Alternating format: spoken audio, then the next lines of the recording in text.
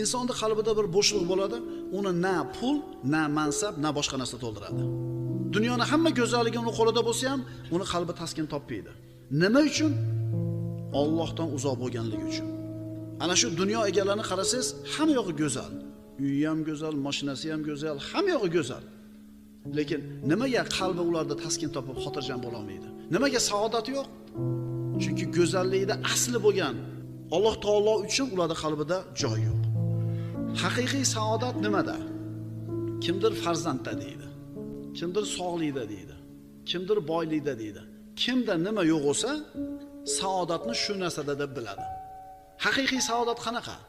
Alloh taoloning o'ziga yaqin bo'lish bilan baxtli bo'lishingni his qilsang, shuni tushunsang va Allohga yaqin bo'lsang, sen eng baxtli insonsan.